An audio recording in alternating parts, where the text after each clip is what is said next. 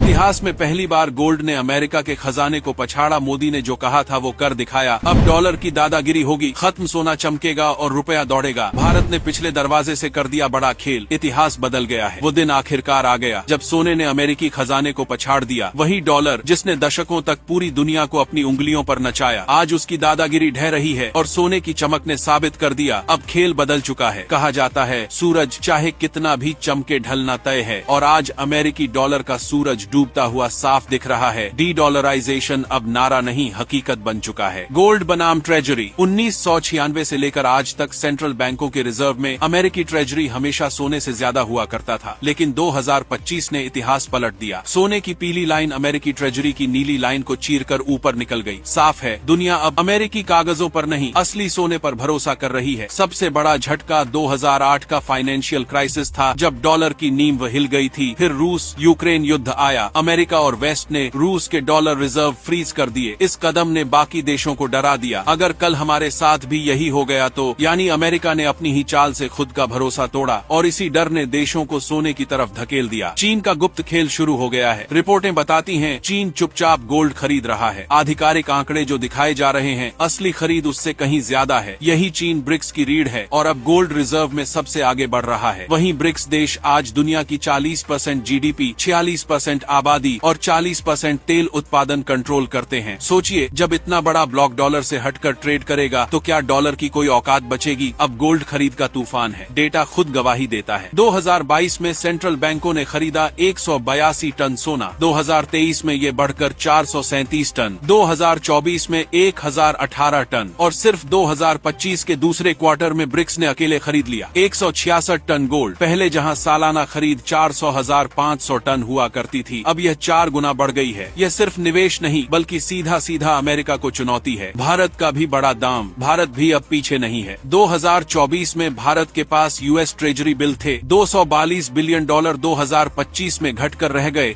227 billion dollar, यानी 15 billion की कमी। वहीं सोना लगातार बढ़ाया गया है। पिछले एक साल में भारत ने जोड़ा 40 टन सोना। साफ है भारत का संदेश स्पष्ट है, डॉलर नहीं सोना है असली सुरक्षा। ग्लोबल साउथ का मूड। ग्लोबल साउथ देशों के पास अभी भी 9 ट्रिलियन डॉलर डिनोमिनेटेड एसेट्स हैं, लेकिन अब ये देश नए डॉलर एसेट्स खरीदना बंद कर चुके हैं। पहले तेल खरीदने के लिए डॉलर अनिवार्य था, लेकिन आज ब्रिक्स देश तेल, गैस, मेटल्स और रेयर अर्थ में आत्मनिर्भर हैं।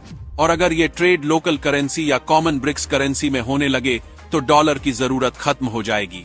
आज डॉलर का ग्लोबल रिजर्व शेयर गिरकर 60% से भी नीचे आ गया है। वहीं गोल्ड